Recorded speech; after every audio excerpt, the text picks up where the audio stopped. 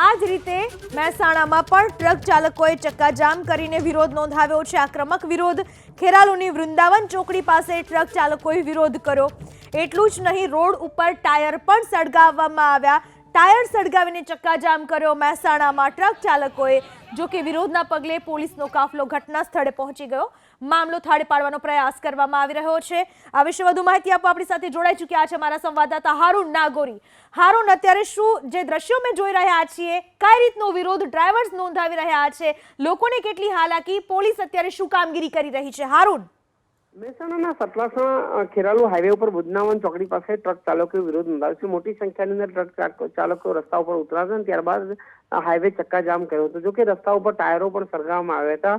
Police નો કાફલો ઘટનાસ્થળ પહોંચ્યો છે। જે લોકો વિરોધ કરી રહ્યા હતા તેમને હાલમાં અટકાયત કરીને રોડ ઉપરથી દૂર કરવામાં આવી છે। જે રીતે ટ્રાફિક જામ કર્યું ત્યારબાદ પોલીસનો મોટો કાફલો ઘટનાસ્થળ પહોંચ્યો હતો। મોટી સંખ્યાની અંદર ટ્રકના ચાલકો અને ટ્રકના માલિકો રોડ ઉપર આવીને કાયદા સામે વિરોધ કરતા જોવા મળ્યા હતા। જો કે સ્થાનિક પોલીસ તત્કાલીન ઘટનાસ્થળ પહોંચી છે। હાલમાં મામલો થાળે પડવા માટે તજવીજ હાથ ધરવામાં આવી રહી છે। હારૂન, આભાર આપનો તમામ માહિતી બદલ। તો અમે દ્રશ્યો બતાવી રહ્યા છીએ મહેસાણાના દ્રશ્યો, જ્યાં ટ્રક ચાલકોએ ટાયરો સળગાવીને વિરોધ કર્યો।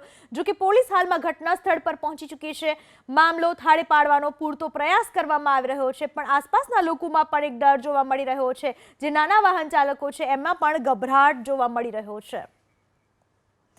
જો કે આ પહેલા કચ્છ, સુરેન્દ્રનગર, રાજકોટ, અમદાવાદ હાઈવે, મોરબી અને પંચમહાલમાં પણ ટ્રક ડ્રાઈવર્સે ચક્કાજામ કરીને વિરોધ નોંધાવ્યો હતો। ગઈકાલે ડોળિયા બાઉન્ડ્રી નજીક ટ્રક ચાલકો એકઠા થયા હતા। વાહન ચાલકો સામે કાયદાકીય નિયમોનો વિરોધ કર્યો। રસ્તા પર ઉતરી વાહન ચાલકોએ વિરોધ પ્રદર્શન કરતા પોલીસ સહિતનું પ્રશાસન દોડતું થઈ ગયું હતું। ચક્કાજામના પગલે અડધો કલાક સુધી હાઈવે ઉપર ટ્રાફિક જામ થઈ ગયો હતો। આખરે લીંબડી પોલીસે સ્થળ ઉપર પહોંચી સ્થિતિ થાળે પાડી હતી। એ પહેલા રાજકોટ, અમદાવાદ હાઈવે પર ટ્રક ચાલકોએ ચક્કાજામ કર્યો હતો। જો કે હાઈવે ચક્કાજામ કરવામાં આવતા પોલીસે ટ્રક ચાલકોની સંચાલકોની અટકાયત કરી હતી। કચ્છના સામખિયાળી ચેકપોસ્ટ પાસે 2 દિવસ પહેલા ચક્કાજામ કરાયો। રસ્તા પર અંધાધૂંધ પથ્થરમારો, એસટી બસના કાચ તોડાયા, ડ્રાઈવરો વિફરતા પોલીસે પણ કર્યો લાઠીચાર્જ। વિરોધ અને પથ્થરમારો કરનારા ટ્રક ચાલકોની અટકાયત કરવામાં આવી હતી। સાથે જ મોરબી અને પંચમહાલમાં પણ ટ્રક ચાલકો વિરોધ નોંધાવતા જોવા મળ્યા હતા। અકસ્માત કેસમાં માલવાહક વાહન ચાલકો સામે 10 વર્ષની કેદ અને 5 થી 10 લાખના દંડની જોગવાઈ તેને રદ કરવાની માંગ કરી રહ્યા છે આ ડ્રાઈવર્સ।